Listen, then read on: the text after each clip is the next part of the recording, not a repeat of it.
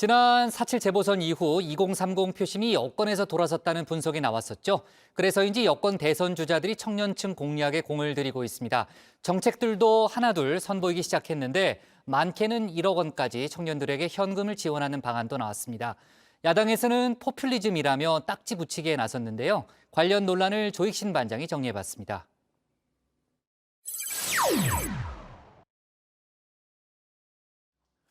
국간에서 인심난다는 말이 있죠.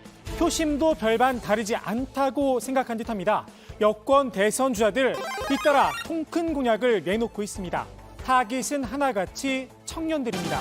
먼저 이재명 경기지사는 고졸 청년들을 겨냥했습니다. 4년 동안 대학을 다니는 거하고 4년 동안 세계 일주를 다니는 거하고 어떤 게 과연 그 사람의 인생에 더 도움이 될까. 세계 여행비를 뭐 한 1,000만 원씩 좀 대학 안 가는 대신에 지원을 해주면 훨씬 낫지 않을까 하는 생각이 드는데 어떻게 생각하세요? 당장 국민의힘에선 이분을 소환했습니다. 허경영이냐라고 되물었는데요. 윤희슬 의원은 무조건 대학 안 가면 1,000만 원을 준다는 건 비전도 책임도 없는 포퓰리즘이라고 나를 세웠습니다. 그러면서 갑자기 대졸과 고졸의 임금 차이 문제까지 끌고 들어왔는데요. 4년간 일한 사람과 4년간 대학 다닌 사람의 보상이 같아야 하느냐라는 겁니다. 이 지사를 비판하려다 너무 멀리 간 게 아닌가 싶은데요. 일단 판단의 전제부터가 틀렸습니다. 이 지사는 무조건 대학 안 가면 1,000만 원을 준다고 한 적이 없습니다.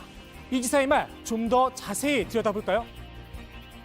저는 대학을 안 가는 진학하지 않는 청년들에 대해서도 대학 지원에 상응하는 뭔가 지원을 해주면 그 비용이 상당히 많을 텐데 결국은 본인들의 역량도 발굴하고 또 좋은 인생의 경험도 가질 수 있지 않을까 생각합니다.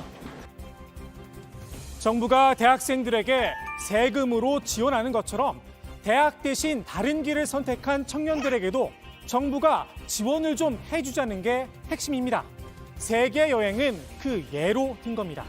대학생이라고 무조건 정부 장학금을 받는 건 아니죠. 세계 여행도 마찬가지가 아닐까요? 이 지사도 직접 해명에 나섰습니다. 세계 일주 체험은 공약 발표나 정책 제안이 아니라 대학 미진학 청년 지원 정책을 난상 토론하는 자리에서 지원 방법의 다양성을 논의하기 위한 아이디어 차원에서 드린 말씀입니다.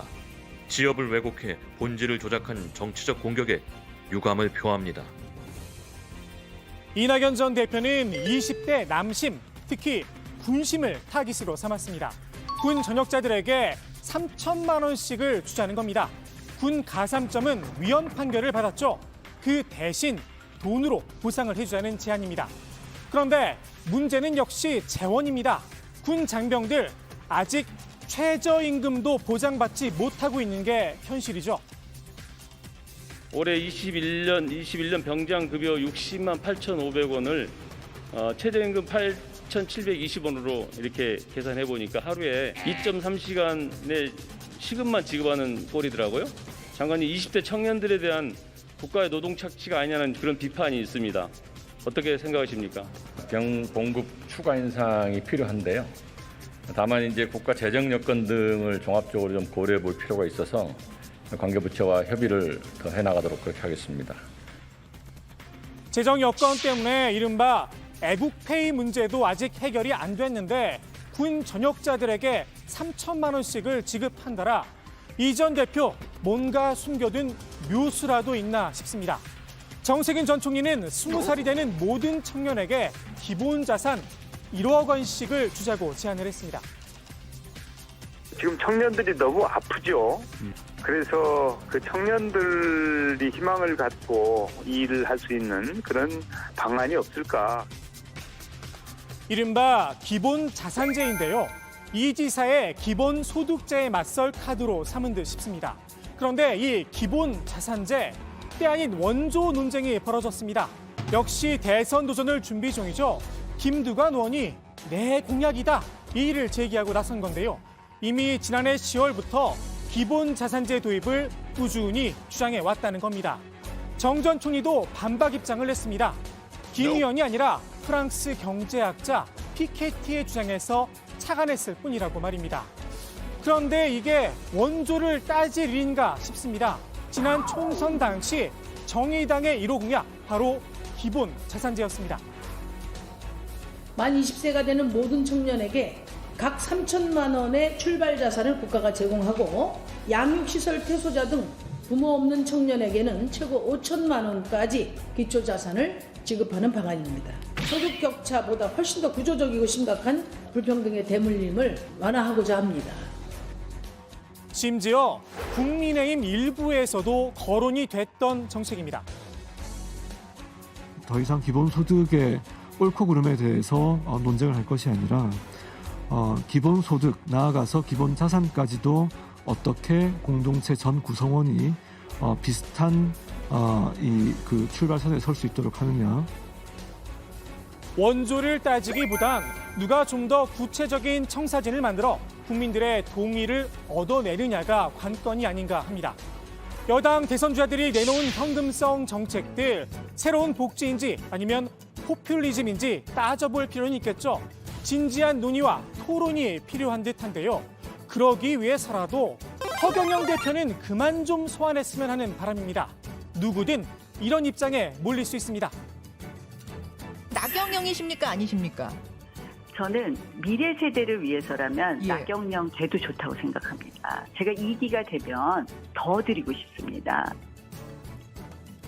국가는 국민 개인이 기본소득을 통해 안정적이고 자유로운 삶을 영위하도록 적극적으로 뒷받침하여 4차 산업혁명 시대를 대비한다. 국민의힘 당 강령 1조 1항입니다. 본인이 선 자리가 어디인지 먼저 살펴봤으면 싶습니다.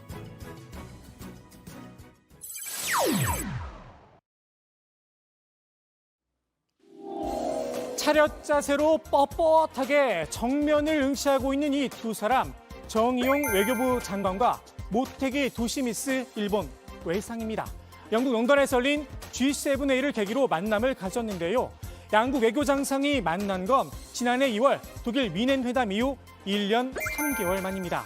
당시에는 수출 규제 문제로 양국이 대립하고 있었는데요. 그래도 사진은 이렇게 서로 악수를 하고 찍었습니다. 이번엔 코로나19 상황 때문에 어쩔 수 없이 저런 부동 자세를 취했나 싶었는데 알고 보니 그건 또 아니었습니다.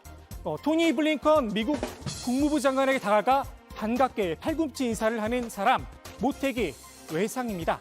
정 장관도 블링컨 장관과는 스스럼 없이 이렇게 팔을 맞댔습니다. 아무래도 뻣뻣하게 그지없는 저 사진, 불편한 양국 관계를 그대로 드러낸 듯 싶습니다. 심지어 단체 사진을 찍을 때도 저렇게 멀찌감치 떨어져서 찍었습니다. 강제징용과 위안부 문제, 여기에 최근에는 후쿠시마 오염수까지 한일 사이에 풀어야 할 난제가 많은데요. 두 장관은 기존 입장만 반복했습니다. 올바른 역사의식을 가져라. 이미 해결된 문제다. 한국 정부가 해법을 내놔라. 원전 오염수 방류가 우려된다. 오히려 한국의 비판 메시지가 우려가 된다. 서로 평행선만 달렸습니다. 회담 시간은 20분가량이었다고 하는데요. 통역을 거쳐서 이야기를 나눴다고 하니 양쪽 정부의 입장만 되풀이한 채 끝난 듯 싶습니다. 어색한 만남이었지만 양국 외교 정상은 나름 긍정적인 평가를 내놨습니다. 좋은 대화를 했다. 솔직한 의견 교환이 있었다고 말입니다. 미국을 향한 메시지가 아닌가 싶기도 한데요. 이번 회담 미국이 주선을 했다고 합니다. 한일 양국이 잘 지내길 바라는 마음에서 말입니다. 중국을 압박하기 위해선 한미일 삼각동맹이 튼튼해야겠죠. 미국의 바람은 알겠지만 뻣뻣한 두 장관의 사진처럼 감정의 골이 깊게 패인 양국의 관계가 쉽게 풀릴 수 있을지는 의문입니다. 오늘 국회 발제 이렇게 정리입니다. 여권 대선 주자들 통큰 공약 공방, 신복지, 포퓰리즘,